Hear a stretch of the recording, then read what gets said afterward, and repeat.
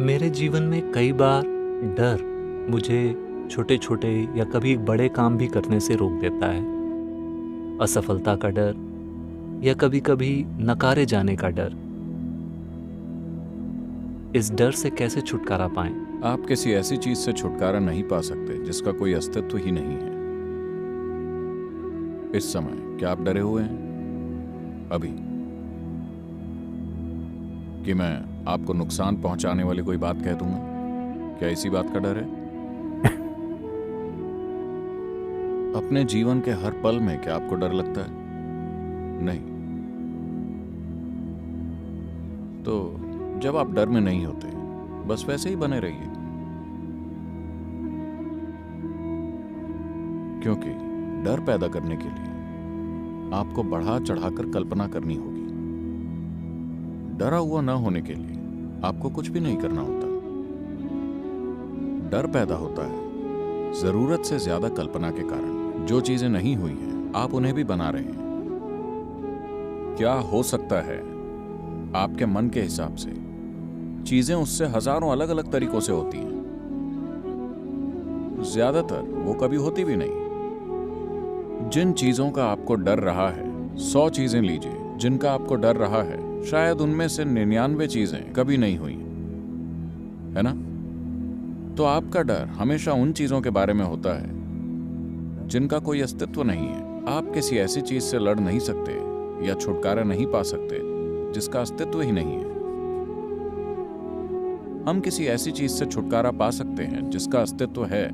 आप किसी ऐसी चीज से छुटकारा नहीं पा सकते जिसका अस्तित्व ही नहीं है। हमें बस उस कोशिश को छोड़ना होगा। डर का मजा लीजिए, वैसे भी आपने ही इसे बनाया है। आपको डरावनी फिल्में पसंद है? हाँ, आप मना कर रहे हैं, लेकिन आप ही उन्हें बना रहे हैं। ये फिल्में कमाई नहीं कर रही, बस इतना ही। डर का मतलब है कि आप अपने मन में डरावनी फिल्में बना रहे हैं। उन्हें कोई और नहीं देखना चाहता। निर्माता के लिए अच्छी बात नहीं है, लेकिन आप उन्हें बना रहे हैं। तो आप कुछ और बनाइए।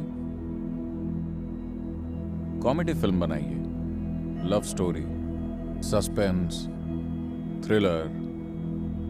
आज कुछ और बनाकर देखिए। बस बैठिए और एक लव स्टोरी, एक सस्पेंस थ्रिलर और एक कॉमेडी फिल्म बनाइए। अपने मन में 5-5 मिनट की फिल्में बनाइए।